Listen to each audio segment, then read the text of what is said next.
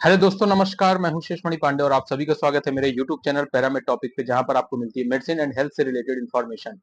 इस वीडियो में आज हम खास बात करेंगे ब्लड प्रेशर का बढ़ जाना, स्पेशली प्रेगनेंसी में, जिसे हम गेस्टेशनल हाइपरटेंशन कहते हैं। हम जानेंगे कि गेस्टेशनल हाइपरटेंशन क्या होता है, इसके सिम्टम्स क्या होते हैं, इसके कॉम्प्लिकेशंस क्या होते हैं, इसे कैसे मैनेज किया जाता है, इसकी सीवियरिटीज क्या हो सकती हैं। और इसके दूसरे पार्ट में हम डिस्कस करेंगे कि ड्रग्स कौन कौन सी सेफ होती हैं जो प्रेगनेंसी में दी जा सकती हैं, और कौन कौन सी दवाइयां नहीं दी जानी चाहिए। तो वीडियो को लास्ट तक जरूर देखें, और अगर आप पहली बार मेरे चैनल पर विजिट कर रहे हैं या अभी तक मेरे चैनल को सब्सक्राइब नहीं किए हैं तो रिक्वेस्ट करूंगा कि चैनल को सब्सक्राइब कर लें, ताकि ऐसे ही इंफॉर्मेटिव वीडियोस के अपडेट्स आपको सबसे पहले मिल सकें। तो चलिए हम वीडियो में आगे बढ़ते हैं।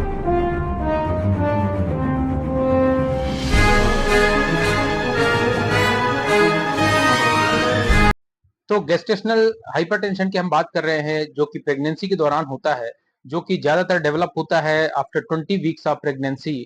और इसके पहले अगर किसी महिला को ब्लड प्रेशर बढ़ता है तब उसे गेस्टेशनल हाइपरटेंशन में इंक्लूड नहीं किया जाता है। गेस्टेशनल हाइपरटेंशन इंक्लूड तभी माना जाता है जब किसी भी महिला को पहले ब्लड प्रेशर की समस्या ना हो, लेकिन प्रेगनेंसी के दौरान लगभग 20 वीक्स निकल जाने के बाद उसको समस्याएं आती हैं, जब तब उस कंडीशन में इसे गेस्टेशनल हाइपरटेंशन माना जाता है। प्रेगनेंसी के दौरान हाइपरटेंशन बढ़ना एक आम बात है, लेकिन कई बार ये समस्या का रूप धारण कर लेती है। अगर किसी महिला को पहले से ही प्रेगनेंसी की शिकायत है तब उसे गेस्टेशनल हाइपरटेंशन में नहीं माना जाता है, इसे क्रॉनिक हाइपरटेंशन कहते हैं। और दूसरी कंडीशन होती है कि प्रेगनेंसी के दौरान यूरिन में प्रोटीन का निकलना शुरू हो जाता है, जो कि लगभग 24 घंटे में 300 mg के लगभग निकल जाता है। तो ये कंडीशन तो ज्यादा ही सीवियर कहलाती है, जिसे हम प्री इक्लेम्पसिया भी कहते हैं। प्री इक्लेम्पसिया की कंडीशन ज्यादातर गेस्टेशनल हाइपरटेंशन को अगर ट्रीट नहीं किया जाए तो भी ये डेवलप हो सकती है। इसलिए ये बहुत ही जरूरी होता है कि प्रेगनेंसी के दौरान अगर ब्लड प्रेशर बढ़ रहा है, जो कि लगभग 140 या 90 के ऊपर अगर है, तब इसे ऑब्जर्व करना, इसे मैनेज करना बहुत ही जरूरी हो जाता है, क्योंकि इस कंडीशन में माँ और बच्चे दोनों के लिए ही किसी प्रकार के खतरे ना पैदा हों। इसलिए रेगुलर मॉनिटरिंग और उसका प्रॉपर मैनेजमेंट बहुत ही जरूरी होता है। तो गेस्टेशनल हाइपरटेंशन की कंफर्मेशन कैसे होती है, इसे कब माना जाता है कि ये गेस्टेशनल हाइपरटेंशन है, तो इसे कंफर्म करने के लिए बीपी को मॉनिटर किया जाता है, इसकी रीडिंग ली जाती है। अगर ये 140-90 से ज्यादा आ रहा है तो इसे गेस्टेशनल हाइपरटेंशन मानते हैं, लेकिन इसकी एक ही रीडिंग से कंफर्म नहीं होता है। इसके लिए कम से कम 2 से 3 रीडिंग की आवश्यकता होती है, जो कि लगभग 6 to 8 आवर्स के गैप में ली जाती है, क्योंकि कई बार रेंडमली हाइपरटेंशन हो सकता है जो कि गेस्टेशनल हाइपरटेंशन ना हो। इसलिए किसी एक रीडिंग से इसे कंफर्म नहीं माना जाता है। इसके लिए कम से कम 2 से 3 रीडिंग की जरूरत पड़ती है। हो सकता है कि आपको कुछ दिनों बाद दोबारा भी बुलाएं पेशेंट को और दोबारा से रीडिंग लें।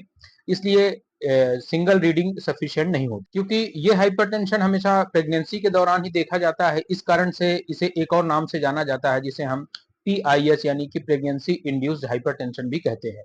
ज्यादातर मेडिकल साइंस में, मेडिकल टर्मिनोलॉजी में इस वर्ड का सबसे ज्यादा उपयोग किया जाता है PIH यानी कि प्रेगनेंसी इंड्यूस्ड हाइपरटेंशन के बारे में। प्रेगनेंसी इंड्यूस हाइपरटेंशन की कई कैटेगरीज हैं, यानी कि कई ग्रेड है, स्टेज हैं। जैसे कि नॉर्मल हाइपरटेंशन में देखा जाता है कि माइल्ड होता है, मॉडरेट होता है और सीवियर होता है। उसी प्रकार से ये PIH को भी माइल्ड, मॉडरेट और सीवियर में कैटेगराइज किया जाता है। PIH को भी 3 कैटेगरी में डिवाइड करते हैं और उसकी रीडिंग के आधार पर। तो जिसे माइल्ड कैटेगरी हम कहते हैं, उसमें जो सिस्टोलिक होता है वो लगभग 140 से लेकर 149 तक होता है, और जो डायस्टोलिक होता है वो 99 से लेकर 99 के तक माना जाता है। यानी कि 140 टू 149 सिस्टोलिक, और 99 टू 90 टू 99 तक जो होता है रीडिंग, वो डायस्टोलिक की, ये कहलाती है माइल्ड PIH। इस प्रकार की जो दूसरी स्टेज होती है वो कहलाती है मॉडरेट PIH, जिसमें कि सिस्टोलिक की जो रीडिंग होती है वो 150 से लेकर 159 तक होती है, और जो डायस्टोलिक की होती है वो 100 से लेकर 109 तक होती है। इसकी तीसरी स्टेज को हम बोलते हैं सीवियर हाइपरटेंशन। सीवियर हाइपरटेंशन तब माना जाता है जब ब्लड प्रेशर आपका 160 और 110 से क्रॉस कर जाए, तब उस कंडीशन को सीवियर हाइपरटेंशन या इमरजेंसी क्राइसिस भी मान लिया जाता है। तो ये जो तीनों स्टेज होती हैं, इन्हीं बीपी की रीडिंग के आधार पर ही जो बीपी मैनेजमेंट किया जाता है कि कौन सी दवाइयां देना सही रहेगा, कौन सी नहीं रहेगा, वो माइल्ड, मॉडरेट और सीवियर के अकॉर्डिंगली ही ड्रग का सिलेक्शन किया जाता है। अब हम बात करते हैं इसके रिस्क फैक्टर की, यानी कि ऐसी कौन सी महिलाएं होती हैं जिनको ये PIH यानी कि प्रेगनेंसी इंड्यूस्ड हाइपरटेंशन होने के चांसेस सबसे ज्यादा देखे जाते हैं। तो सबसे पहला जो इसका कारण होता है वो एज फैक्टर है। जिन महिलाओं की उम्र 20 साल से कम होती है, लगभग लगभग 20 साल के लगभग ही होती है, या फिर 40 साल के ऊपर होती है, उस कंडीशन में ये हाइपरटेंशन होने के चांसेस बढ़ते हैं। दूसरा ओबेसिटी यानी कि ओवरवेट, जिनका वजन ज्यादा होता है उस कंडीशन में हो सकता है। दूसरा, अगर जुड़वा बच्चे की कंडीशन यानी कि पेट में दो बच्चे के ट्विंस की कंडीशन है, उस कंडीशन में भी हो सकता है ये हाइपरटेंशन बढ़ने का। आईवीएफ के कारण अगर प्रेगनेंसी हुई है तो भी हो सकता है। और कुछ महिलाओं में स्पेशली जब यंग एज में होती हैं, जो कम उम्र में जो माँ बनती हैं और वो पहली बार माँ बन रही हैं, उस कंडीशन में भी देखा जाता है।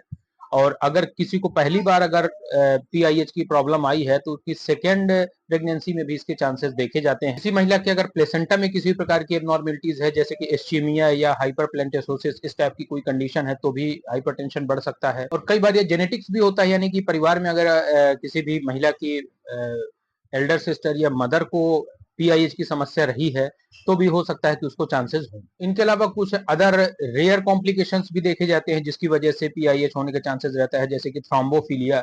ये एक प्रकार से ब्लड वेसल्स में क्लॉट बनने की कंडीशन होती है, जो कि ज्यादातर उन महिलाओं में देखी जाती है जिनको डीप वेन थ्रोम्बोसिस की प्रॉब्लम देखी जाती है।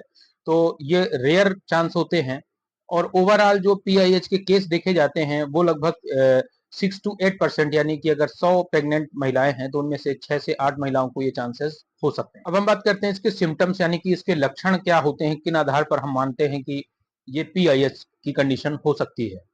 तो जैसा कि पीआईएच यानी कि प्रेगनेंसी इंड्यूस्ड हाइपरटेंशन है, तो पहला सिम्टम्स तो हाइपरटेंशन ही होता है, यानी कि ब्लड प्रेशर बढ़ा हुआ होता है नॉर्मल से ज्यादा।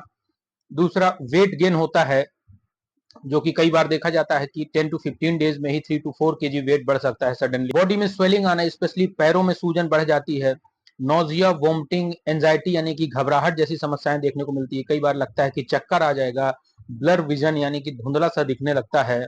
इस तरह की समस्याएं भी ज्यादातर ऑब्जर्व की जाती हैं। और इसके अलावा महिला को हमेशा सर भारी भारी सा लगता है और सर में दर्द भी बना रहता है। तो ये कुछ इसके सिम्टम्स होते हैं जिनके आधार पर डॉक्टर से तुरंत मिलने की आवश्यकता होती है, और ये संकेत हो सकते हैं कि आपको पीआईएच यानी कि प्रेगनेंसी इंड्यूस्ड हाइपरटेंशन हो सकता है। अब इसको मैनेज करने के लिए क्या किया जाता है कि पेशेंट को ऑब्जर्व करने के बाद, बीपी लेने के बाद उसको मेडिसिन प्रिस्क्राइब की जाती हैं, जो कि स्टेज के अकॉर्डिंगली होती हैं। जैसा कि हमने डिस्कस किया कि माइल्ड टू मॉडरेट, सीवियर किस कंडीशन की है, उसके अकॉर्डिंगली ही मेडिसिन इसमें प्रिस्क्राइब की जाती हैं। जो प्रेफर्ड और चॉइस ऑफ ड्रग होती हैं, ज्यादातर देखा जाता है कि मिथाइल डोपा, लेबिटिलॉल, कार्डियोसेलेक्टिव बीटा ब्लॉकर्स जिसमें कि एटेनोलॉल को छोड़कर, और हाइड्रेलाजीन जैसी मेडिसिन इसमें प्रिस्क्राइब की जाती है। हम इसके नेक्स्ट वीडियो में अलग इसकी बीपी की जो मेडिसिन के बारे में हम डिस्कशन करेंगे, और कौन कौन सी मेडिसिन इसमें प्रिस्क्राइब नहीं की जानी चाहिए।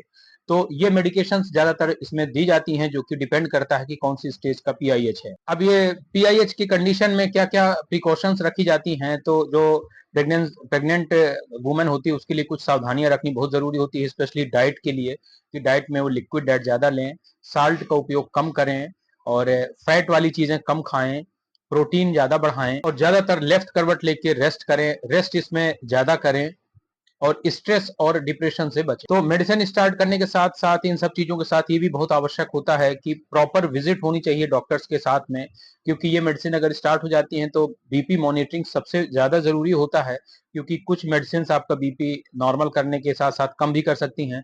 इसलिए करंट सिचुएशन क्या है, इसके लिए रेगुलर इंटरवल पे जब आपको डॉक्टर बुलाए तो डॉक्टर से कंसल्ट करने की फ्रीक्वेंसी को बढ़ा देना चाहिए, ताकि मदर और बेबी दोनों को हेल्थ का ध्यान रखा जा सके, दोनों की कंडीशन को ऑब्जर्व किया जा सके। अब हम बात करते हैं पीआईएच इंड्यूस्ड कॉम्प्लिकेशन, यानी कि अगर पीआईएच को इग्नोर किया जाए तो इससे रिलेटेड क्या क्या कॉम्प्लिकेशन हो सकते हैं। तो अगर प्रेगनेंसी के दौरान ब्लड प्रेशर बढ़ा रहता है तो प्लेसेंटा के थ्रू, यानी कि नाल के थ्रू जो बच्चे को पोषण मिलता है, न्यूट्रिएंट्स मिलता है, ऑक्सीजन मिलती है, उसकी सप्लाई कम हो सकती है, जिसकी वजह से जन्म के समय बच्चा अविकसित हो सकता है, बच्चे का वजन कम हो सकता है, प्रीमेच्योर डिलीवरी या प्री टर्म डिलीवरी हो सकती है, और ये प्री एक्लेम्सिया कंडीशन भी डेवलप कर सकती है, जो कि बहुत ही ज्यादा सीवियर होती है और फेटल कह सकते हैं। इसमें मदर और फीटस दोनों के लिए हार्मफुल कंडीशन हो सकती हैं, जैसे कि इंटरनल ब्लीडिंग होना, यानी कि बच्चे के दानी के अंदर ब्लीडिंग हो सकती है, प्लेसेंटा बच्चेदानी से अलग हो सकता है, सेपरेट हो सकता है, और प्रेग्नेंट मदर को सीजर्स या कन्वर्जन आ सकते हैं, यहाँ तक कि लीवर और किडनी भी फेल हो सकता है। तो आप समझ सकते हैं कि कितनी फेटल कंडीशन हो सकती है। इस कारण से ये जो पीआईएच होता है उसको मैनेज करना बहुत ही जरूरी होता है, और रेगुलर डॉक्टर के संपर्क में रहते हुए प्रॉपर कंसल्टेशन भी बहुत जरूरी होता है। तो इस वीडियो में हमने जाना पीआईएच यानी कि प्रेगनेंसी इंड्यूस्ड हाइपरटेंशन, जिसे हम गेस्टेशनल हाइपरटेंशन भी कहते हैं। साथ में हमने इसकी कॉम्प्लिकेशन जाने कि प्रीक्लैम्प्सिया क्या होता है और उससे रिलेटेड क्या क्या सीवियरिटी कॉम्प्लिकेशन हो सकते हैं। तो नेक्स्ट पार्ट में हम जानेंगे ड्रग्स यूज्ड इन प्रेगनेंसी, और कौन कौन सी दवाइयां हैं जो प्रेगनेंसी में खतरनाक हो सकती हैं, कौन कौन सी दवाइयां दी जा सकती हैं, कौन सी नहीं देनी चाहिए। तो इस वीडियो में इतना ही, इसके नेक्स्ट पार्ट जरूर देखें। Thank you so much for watching this video.